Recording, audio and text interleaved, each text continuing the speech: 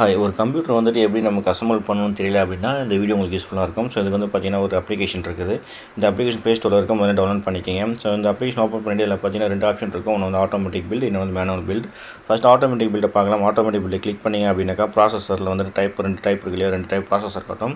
So அந்த processor socket வந்து நம்ம செலக்ட் பண்ணிக்கணும். அதுக்கடுத்ததாக பார்த்தீங்கன்னாக்கா கிராஃபிக்ஸ் கார்டு வந்துட்டு AMD வேணுமா இல்லைனா வந்துட்டு NVIDIA வேணுமா, அதுவும் நம்ம செலக்ட் பண்ணிக்கலாம். அதுக்கடுத்ததாக பார்த்தீங்கன்னா கூலர் வேணும், என்ன கூலர் வேணுமோ நம்ம செலக்ட் பண்ணிக்கலாம். அதுக்கடுத்ததாக பார்த்தீங்கன்னாக்கா பட்ஜெட் நம்ம வந்து எவ்வளோ பட்ஜெட்டில் அந்த பிசி வந்து பில்ட் ஆகணும் அப்படின்றது நம்ம கீழே வந்து செலக்ட் பண்ணிக்கலாம். செலக்ட் பண்ணிவிட்டு பில்ட் அப்படின்றது கிளிக் பண்ணிங்க அப்படின்னாக்கா நம்ம எவ்வளோ பட்ஜெட் கொடுத்துருக்கோமோ அதுக்கு தகுந்த மாதிரி அதுவாகவே வந்து காம்பனண்ட் எல்லாமே செலக்ட் பண்ணிக்கும். ஸோ இப்போ நான் கீழே பில்ட் அதை கிளிக் பண்ணுறேன். இப்போ பார்த்தீங்கன்னாக்கா ஆட்டோமேட்டிக்காகவே அதுவும் வந்துட்டு நமக்கு எல்லா காம்பனண்ட்டுமே காட்டிடுச்சு. ஸோ இதில் வந்து பார்த்திங்கன்னா பில்டு வந்து மேலே நம்ம வந்து அங்கே 80,000 கொடுத்துருந்தோம், அன்றைக்கி 48,000 தான் காட்டுது. ஸோ அது வந்து என்னன்னாக்கா ஜிபி வந்து செலக்ட் பண்ணலாது. நம்ம வேணால் ஜிபி வந்து மேனுவலாக செலக்ட் பண்ணிக்கலாம். நமக்கு எந்த ஜிபி வேணுமோ அதை நம்ம செலக்ட் பண்ணிக்கலாம். இப்போது கீழே வந்து அந்த ஆட் டு பில்டுன்னு கொடுத்துருங்க. ஸோ இதில் போய் பார்த்தீங்க அப்படின்னாக்கா நமக்கு தேவையான ப்ராசஸர், மதர் போர்ட், ரேம், ஜிபியூன்ட்டு எல்லாமே ஆட்டோமேட்டிக்காக இதுவே வந்துட்டு நமக்கு கொடுத்துரும். இதில் வேறு ஏதாவது காம்பனண்ட் வேணும் அப்படின்னாக்கா அதர் பர்சன் கிளிக் பண்ணி நீங்கள் வந்துட்டு வேறு ஏதாவது வேணாலும் எடுத்துக்கலாம். அதாவது வந்து மானிட்டர் வேணுமா இல்லைனா வந்துட்டு கேமிங் சேர் வேணுமான்ட்டு எது வேணுமோ நீங்கள் செலக்ட் பண்ணிக்கலாம். ஸோ இது வந்து பார்த்திங்கன்னா ஆட்டோமேட்டிக்காக இதுவே வந்து பில்ட் பண்ணி கொடுக்குறது. ஸோ ஆட்டோமேட்டிக்காக வேணாம் மேனுவலாக வேணும் அப்படின்னா மேனுவலாக நம்ம பில்ட் பண்ணிக்கலாம். இந்த ஆட்டோமேட்டிக் பில்ட் வேணும் நீங்கள் சேவ் பண்ணிக்கலாம். இப்போ மேனுவலாக வேணும் அப்படின்னாக்கா அந்த ப்ளஸ் பட்டனை கிளிக் பண்ணுங்கள்.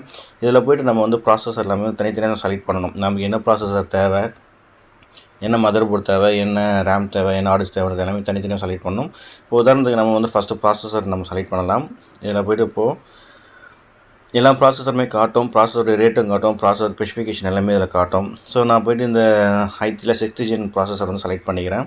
அதுக்கடுத்தது பார்த்தீங்கன்னாக்கா கூலர், இதுக்கு வந்து கூலர் வேணும் அப்படின்னா நம்ம கூலர் தனியாக எடுத்துக்கலாம். ஸோ பெரும்பாலும் வந்துட்டு ப்ராசஸர் கூடவே லேட்டஸ்ட் ப்ராசஸர்னால் அது கூடயே வந்துட்டு கூலர் வரும். இல்லை அது வேணாம் அப்படின்னா தனியாக நம்ம எடுத்துக்கலாம். அதுக்காக பார்த்தீங்கன்னா மதர் போர்டு. ஸோ நம்ம வந்து ப்ராசஸ் செலக்ட் பண்ணிட்டோம் அப்படின்னாலே அந்த ப்ராசஸருக்கு அந்த மதர் போர்டை மட்டும் தான் இங்கே காட்டும். மேலே வந்து கம்பேட்டபிலிட்டி ஃபில்டர் அப்படின்னு ஒன்று இருக்கும். ஸோ அதனால் வந்துட்டு அந்த ப்ராசஸருக்கு எந்த மதர் போர்டு வந்து மேட்ச் ஆகுதோ அது மட்டும் தான் காட்டும். அதில் பிராண்டை மட்டும் மாற்றி காட்டும். உங்களுக்கு எந்த பிராண்ட் வேணுமோ நீங்கள் அதை எடுத்துக்கலாம். இதே மாதிரி தான் வந்துட்டு உங்களுக்கு ஜிபியு வந்துட்டு எது வேணுமோ இல்லை நிறைய ஆப்ஷன் இருக்கும்.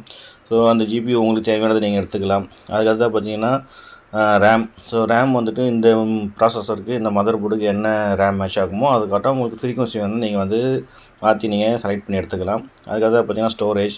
இதில் வந்துட்டு ஹார்ட் டிஸ்க் இல்லை, ஒரு SSD மட்டும் தான் கொடுத்துருக்குறாங்க. ஹார்ட் டிஸ்க் வேணும் அப்படின்னாலும் மேலே வந்து நீங்கள் சர்ச் பண்ணி உங்களுக்கு தேவையான ஹார்ட் டிஸ்க்கு நீங்கள் எல்லாம் ஆட் பண்ணிக்க முடியும். ஸோ இதில் போய்ட்டு SSDயில் ஏதோ ஒன்று நான் செலக்ட் பண்ணிக்கிறேன்.